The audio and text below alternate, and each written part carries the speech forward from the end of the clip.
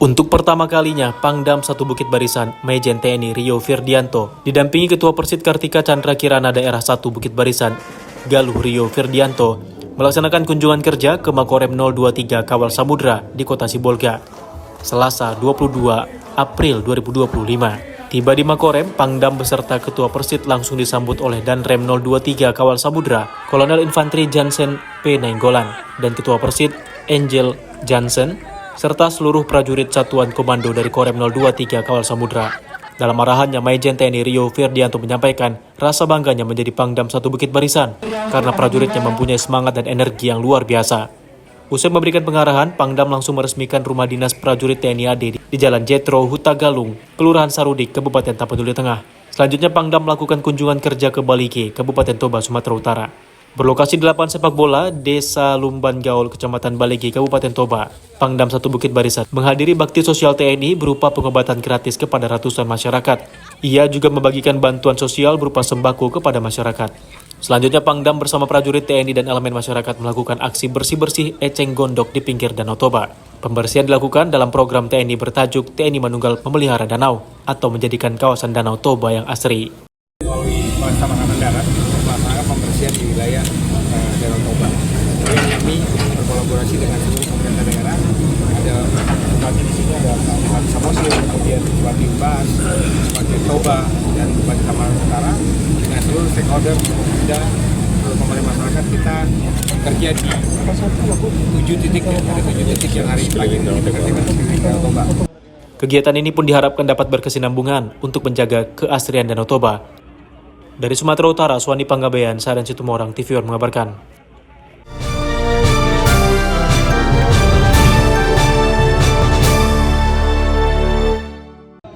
Gelaran pemungutan suara ulang PSU di Kabupaten Pathlawang telah usai. Hasil hitung cepat oleh beberapa lembaga survei, pasangan nomor urut 2 Joncik Muhammad Arifai unggul dari lawannya yakni pasangan nomor urut 1 Budi Antoni Aljufri Heni Ferawati. Hasil hitung cepat PSU Kabupaten Pathlawang oleh beberapa lembaga survei menyatakan pasangan nomor urut 2, Joncik Muhammad Arifai, unggul. Menurut salah satu lembaga survei, yakni Lembaga Kajian Publik Indonesia (LKPI), pasangan Joncik Muhammad Arifai memperoleh suara sebesar 63,87%. Sementara pasangan Budi Antoni Aljufri, Heni Ferawati memperoleh suara sebanyak 36,13%. Sementara hasil hitung cepat yang dilakukan oleh Pusat Tabulasi pasangan Joncik Muhammad Arifai, pihaknya memperoleh suara sebesar 69,48%. Sedangkan pasangan Budi Antoni Aljufri, Heni Ferawati mendapatkan suara sebesar 38,27%. Kepada awak media, Joncik Muhammad Arifai meminta kepada seluruh masyarakat Pathlawang agar dapat segera kembali bersatu dan melupakan segala perbedaan pada saat PSU yang lalu. Alhamdulillah, kita bersama jalan lancar sampai dengan hari ini. Terkait dengan tersebut ada beberapa hal yang disampaikan. Pertama, ucapan terima kasih untuk kami terhadap seluruh tim pemenangan GMI, seluruh rakyat Pathlawang yang hari ini sudah menunaikan tugasnya melaksanakan pemungutan suara di masing-masing TPS.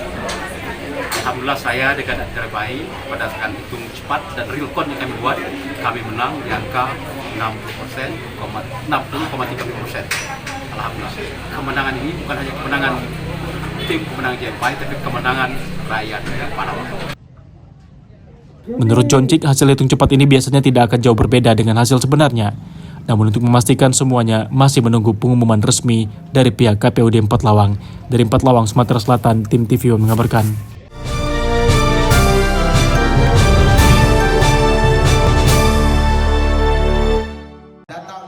Semangat kebersamaan mewarnai pelaksanaan deklarasi kartu tanda anggota digital dan bimbingan teknis Sumatera 1 yang digelar Barisan Relawan Nusantara Raya atau BRNR di Gedung Aceh Sepakat, Medan, Sumatera Utara. Kegiatan deklarasi di Medan menjadi momen penting dalam konsolidasi relawan pendukung pemerintahan Prabowo Subianto dan Gibran Rakabuming Raka, sekaligus memperkuat struktur organisasi DPW BRNR Sumatera Utara hingga ke akar rumput. Hadirnya kartu tanda anggota digital sebagai platform digital multifungsi yang mendukung komunikasi internal, konsolidasi, organisasi, hingga akses ke berbagai layanan termasuk potensi penggunaan untuk transaksi keuangan, terutama bagi WNI di luar negeri. Salah satu fokus utama BRNR adalah mendukung penuh implementasi program prioritas Presiden Prabowo, yakni makan bergizi gratis untuk pelajar dan bahwa program ini merupakan solusi konkret dalam menanggulangi persoalan stunting dan pemenuhan gizi generasi muda. Organisasi relawan ini pun telah membentuk struktur kepengurusan secara lengkap di 38 provinsi, 514 kabupaten kota, dan 52.000 desa kelurahan di Indonesia. Tak hanya di dalam negeri, BRNR telah melebarkan sayapnya hingga ke luar negeri.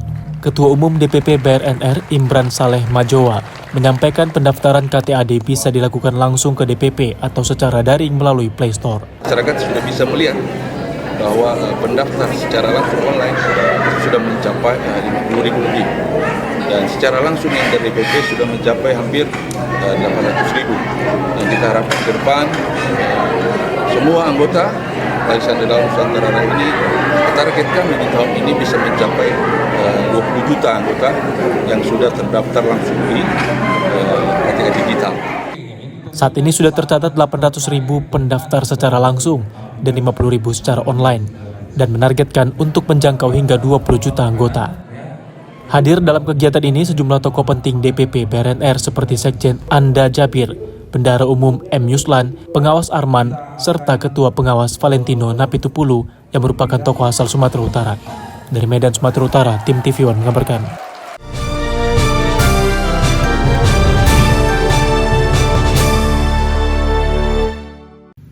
Sebanyak 19 siswi CHIJ Katong Primary Singapura mengikuti Medan School Immersion Program ke Sekolah Kristen Kalam Kudus Medan pada Selasa 22 April 2025. Siswi-siswi tersebut akan mengikuti berbagai kegiatan bersama siswa dan siswi Sekolah Kristen Kalam Kudus sejak 22 hingga 25 April 2025 mendatang.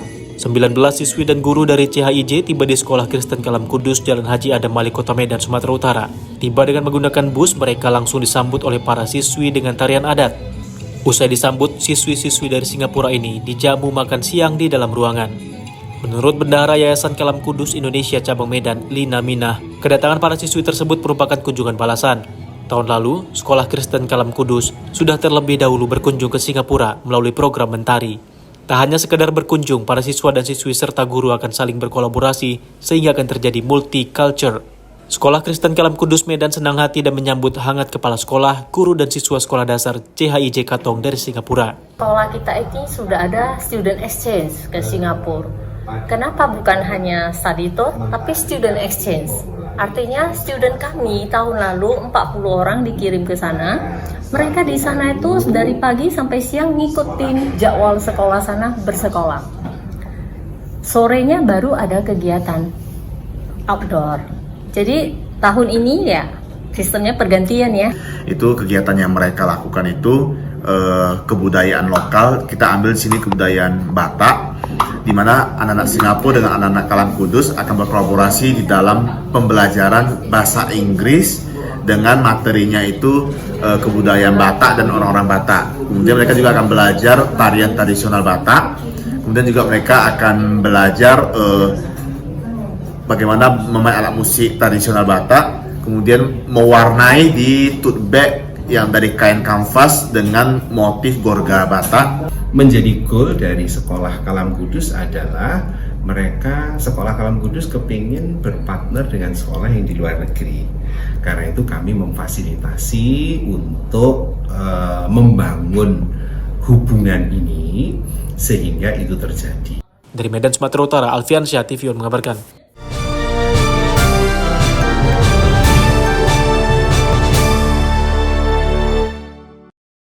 Bupati Asahan Taufik Zainal Abidin Siregar membuka Musabakoh Tilawatil Quran atau MTQ Nasional tingkat Kabupaten Asahan ke-56 di lapangan sepak bola Universitas Asahan. Ratusan peserta dari setiap kecamatan berpartisipasi dalam kegiatan ini. Acara ini juga turut dihadiri oleh Wakil Bupati, Kapolres, Dandim, Jaksa, peserta kafilah dan tamu undangan lainnya. Kegiatan diawali dengan parade oleh masing-masing peserta sebanyak 1.050 peserta dari 25 kecamatan. Diiringi dengan marching band yang disambut antusias oleh warga yang menyaksikan. Bupati Asahan Taufik Zainal Abidin mengatakan kegiatan ini merupakan pengulangan sejarah dan juga untuk meningkatkan iman dan takwa. Kemudian selama 5 tahun ke depan bisa meningkatkan kualitas dan kuantitas hafiz dan hafizoh di Kabupaten Asahan dan menerapkan nilai-nilai luhur dari ayat suci Al-Quran. saja setiap tahun kita mengevaluasinya. Evaluasinya adalah dilaksanakan pelaksanaan kegiatan MTQ setiap tahunnya seperti pada hari ini. Jadi oleh sebab itu tahun ini kita berharap walaupun nanti seandainya dari beberapa kecamatan yang sudah melaksanakan mengirimkan kori dan kori ada, walaupun ada yang tidak mendapat juara, tetapi kalau selama 5 tahun ini bisa dibina, insya Allah mungkin mereka ini juga nanti akan bisa menjadi juara. Jangan tahun ini mereka tidak juara, tahun kedua kita cari lagi kori-kori lah. Apalagi sempat berada dari luar kecamatan ataupun dari luar kabupaten. Inilah yang kita bina. Kalau mereka saat hari ini bisa melaksanakan kegiatan sebagai hafiz-hafiz mungkin dapat 5 juz, mungkin tahun kedua bisa 10 juz. Tidak juara hari ini juara 3, mungkin tahun kedua juara 2 dan selanjutnya juara 1. Jadi Dari Hasan, Sumatera Utara, Jasa Menurung TV One mengabarkan.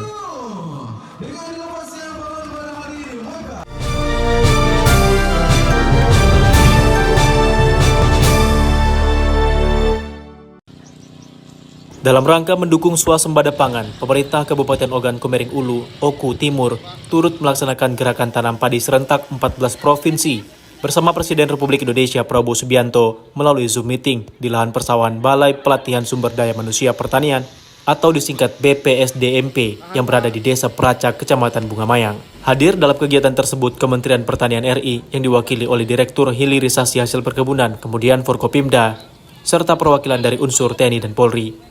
Kegiatan gerakan tanam padi serentak 14 provinsi bersama Presiden tersebut diawali dengan penanaman padi yang dilaksanakan oleh Bupati Oku Timur bersama pejabat Kementerian Pertanian RI, Forkopimda, serta perwakilan unsur TNI dan Polri. Kemudian kegiatan dilanjutkan dengan Zoom meeting bersama Presiden Republik Indonesia Prabowo Subianto yang juga tengah melakukan penanaman padi serentak di Kabupaten Ogan Ilir, Provinsi Sumatera Selatan. Bupati Oku Timur, Lanosin, menyampaikan cita Presiden Republik Indonesia selaras dengan target 1 juta ton gabah kering pertanian di Kabupaten Ogan Komering Ulu Timur. Hari ini kita bercocok tanam padi dilakukan di beberapa titik di kabupaten se-Indonesia, dan hari ini kita bercocok tanam di Kabupaten Oku Timur. Ini bersama Bapak yang mewakili dari Kementerian serta Forkopimda lainnya. Semoga dengan menanam padi ini kita semua dapat barokah. Amin. Demi menggiatkan dan meningkatkan produksi pangan yang ada di Kabupaten Oku Timur, terkhusus padi, artinya kita harus lebih bersemangat lagi dengan programnya Bapak Presiden yang sudah jelas. Dari Kabupaten Oku Timur, Sumatera Selatan, Herman Sawiran, Bagus Miargo, dan Muhammad Taufik TV One mengabarkan.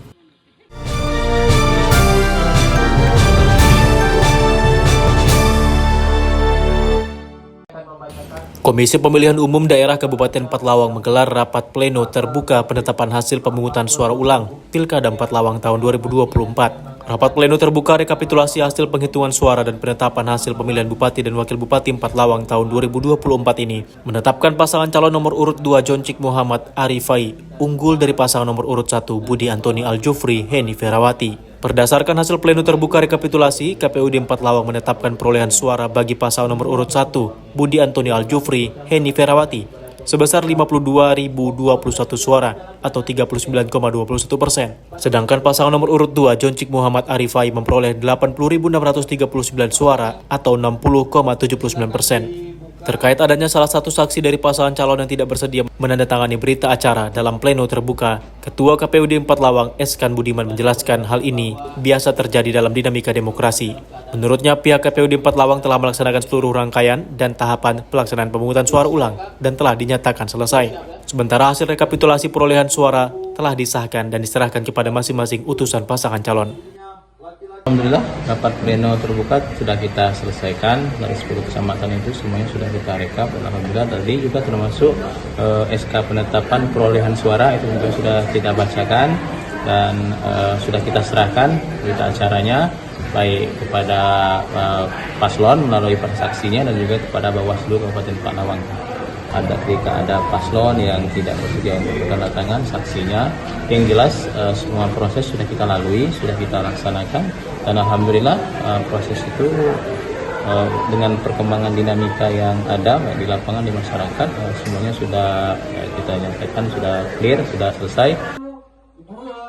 Dari 4 Lawang, Sumatera Selatan, tim TV One mengabarkan.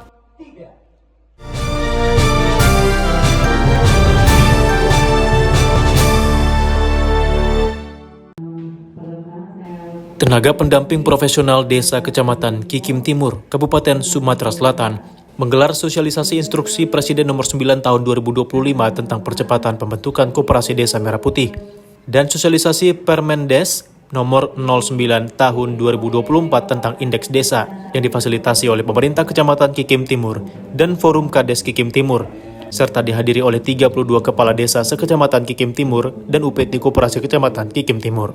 Dalam sosialisasi ini bertindak selaku narasumber yaitu tenaga pendamping yang memfasilitasi kepala desa di Kecamatan Kikim Timur dalam pelaksanaan implementasi pendapatan Indeks Desa tahun 2025 dan percepatan pembentukan Koperasi Desa Merah Putih. Sosialisasi Indeks Desa 2025 dilakukan dengan memberikan penjelasan SOP, memberikan buku panduan, dan kuesioner pendataan Indeks Desa 2025. Indeks Desa merupakan alat ukur yang esensial untuk mengukur status kemajuan dan kemandirian desa melalui suatu indeks tunggal yang komprehensif, yang merupakan wujud nyata komitmen pemerintah terhadap peningkatan kualitas pembangunan di setiap desa. Kegiatan yang kita lakukan pada hari ini yaitu sosialisasi Koperasi Merah Putih. Kami selaku Camat Kikim Timur mendukung penuh terbentuknya Koperasi Merah Putih karena merupakan program nasional dari Bapak Presiden untuk membantu perekonomian di desa. Tujuan dari kita dari TPP Kikim Timur yaitu untuk mendampingi dan meningkatkan partisipatif masyarakat dalam mensukseskan kegiatan atau terbentuknya Koperasi Desa Merah Putih. Jadi kita juga untuk merealisasikan dari Impres nomor 9 tahun 2025 tentang percepatan pembentukan Koperasi Desa Merah Putih. Dari Kabupaten Lahat, Sumatera Selatan, Ahmad Yudiansyah, TV One mengabarkan.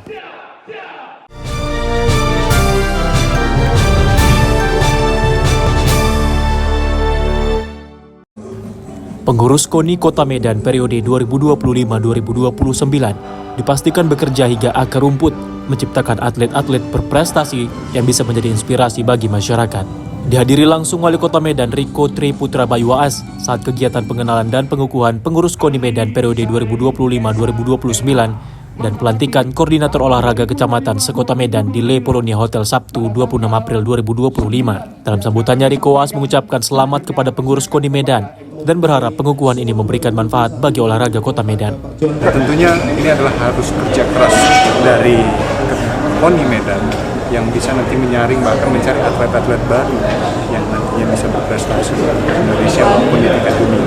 Ya, jadi memang kerja-kerja dari ketua yang baru, saya rasa sistem yang sudah adanya pasti tinggal bagaimana mengupdate-nya dan juga lebih merapikan lagi apa yang sudah ada. Ya, hari ini kegiatan kita perkenalan pengukuhan KONI Kota Medan masa bakti 2025-2029. Mungkin setelah hari ini nanti 10 hari ke depan kita ada rapat kerja.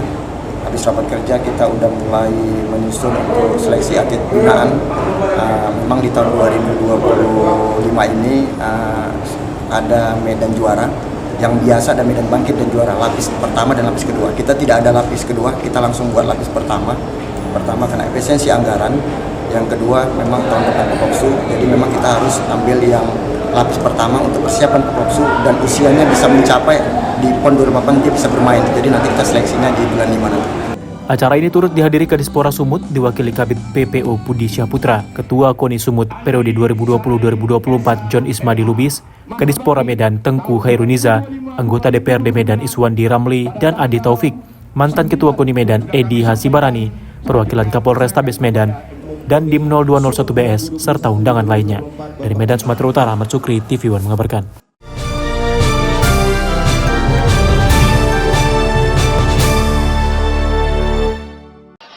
Resepsi pernikahan Ibtu Ishar, putra pertama pasangan Hasan Kohar dan Hajah Kartini, dengan Yuni Daziah, anak kedua dari pasangan Huzairin, dengan Dardanela, berlangsung meriah. Resepsi pernikahan yang digelar di Gedung Dharma Wanita di Kota Sekayu ini digelar pada Minggu 27 April 2025 dengan dihadiri ratusan undangan. Sebelumnya, ijab kabul kedua pengantin ini juga digelar di kediaman mempelai putri di kawasan Kota Sekayu. Resepsi pernikahan ini digelar dengan sakral.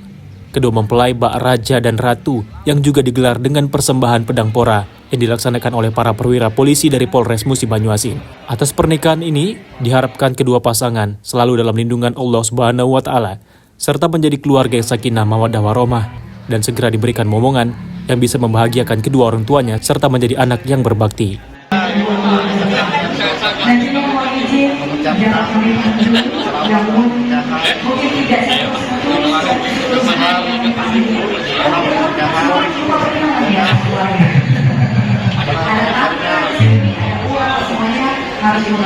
Semoga